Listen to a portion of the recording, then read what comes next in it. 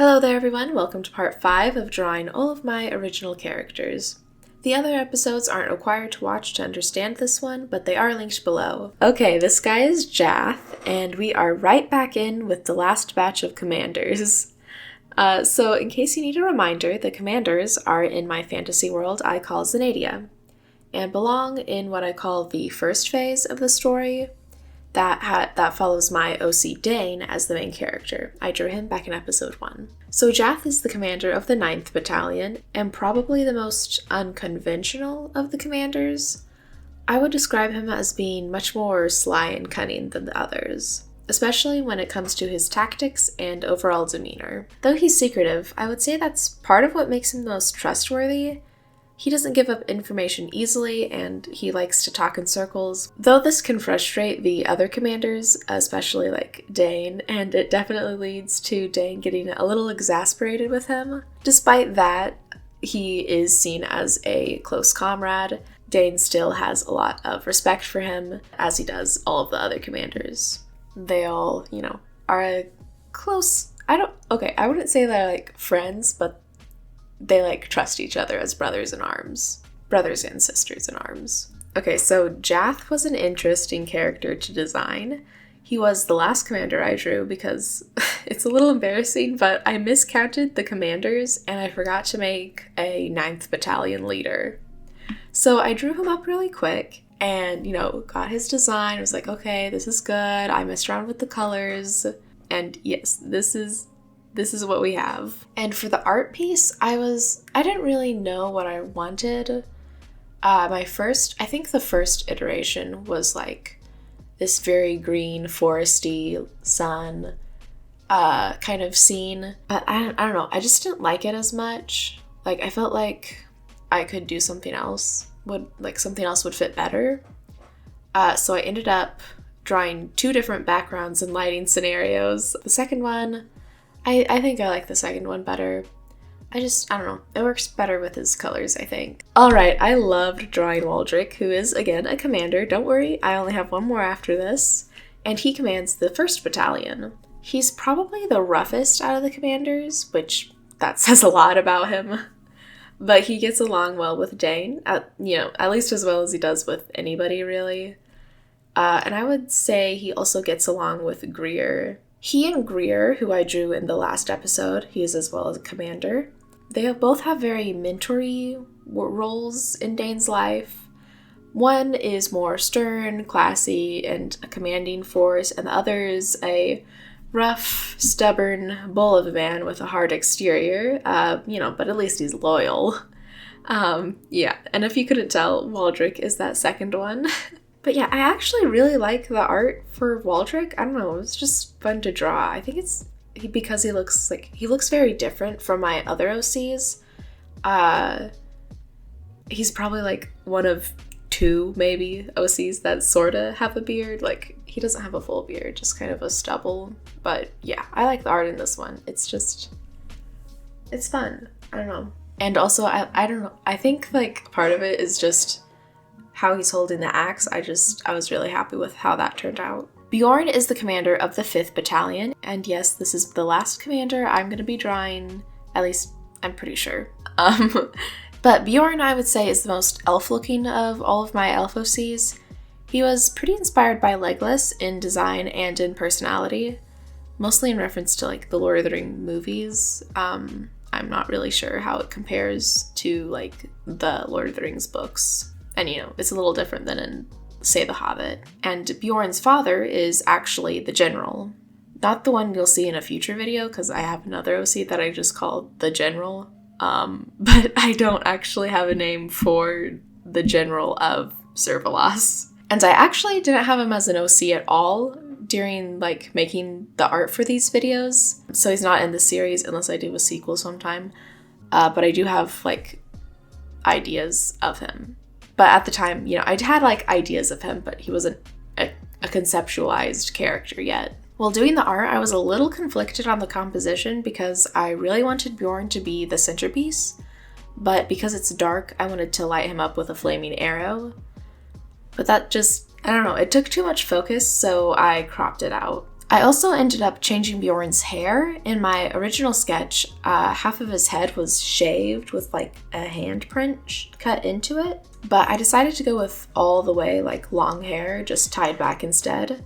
And since, he lives a life, he can change his hair. So, it could be a different time, but I don't know. I just decided I wanted to go full long hair, at least for this piece. And yeah, overall, I really like it. I definitely want to draw him again soon. Okay, I feel like I'm rambling a lot in this episode, but Dalia is the young queen of Servalos, which is the elf commander that all of the commanders and several other characters are part of. Her parents, the king and queen, who I didn't have as fully conceptualized OCs yet. I told you I drew all the art a little while ago, and am just trying to get the recordings done now, and I am obsessed with OCs, and I can't stop making them, and I might need help, but I don't actually, because this is good.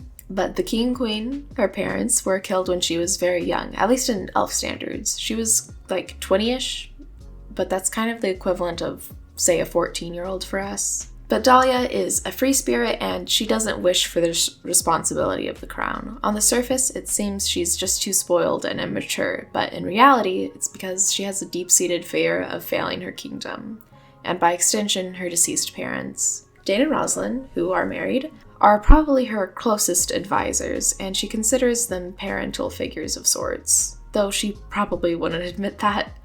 And yeah, an interesting lore note about Dalia and the world of Zenadia in general is that white eyes and hair, which some species can have, such as the Star People and elves, is very prized, and it's seen as a sign that you are blessed by the ancient light, which is basically like their good god.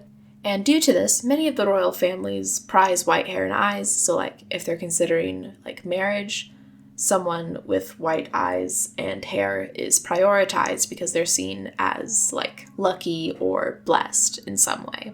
Due to this, if the younger child has more white in their hair or their eyes are white, and the other child, say, has white and black hair, the younger child could be chosen over the older child in consideration of who will be crowned, though Dalia is an only child, so that didn't happen with her. Raphael is Dane and Rosalind's son and the younger of their two kids.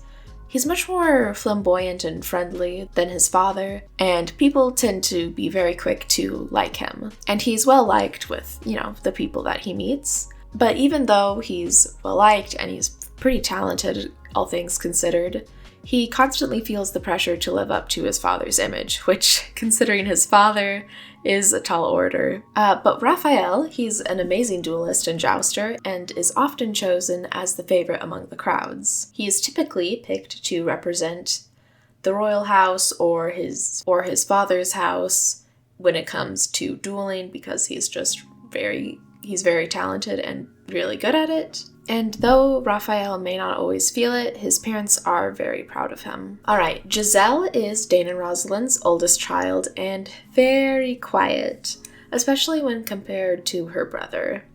Though she tries to learn all she can about conversing and the royal court through her books and by her mother, she often feels lost when faced with the actual thing, and she usually tries to hole herself away in the library. If you asked her about the books she reads, then she'd probably tell you about the biographies and histories and the etiquette books she's reading, and although it's true that she's reading all of those, she really enjoys a good fantasy, particularly children's tales. I really like Giselle's design.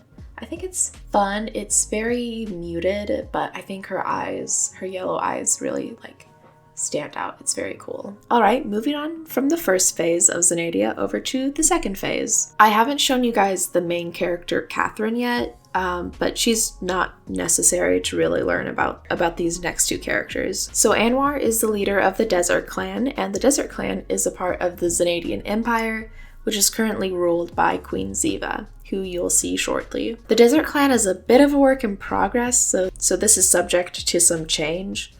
But Anoir has blue eyes, which means that he can control a water spirit.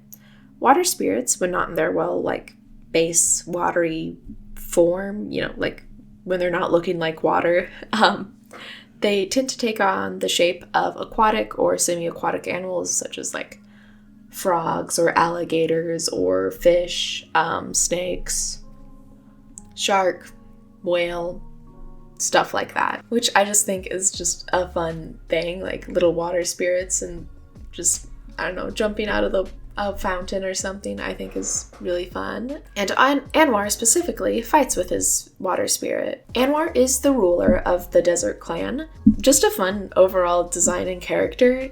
He's not as fleshed out as I would like him to be, but that's partially because the Desert Clan in general is kind of like in the works. It's under construction, you know.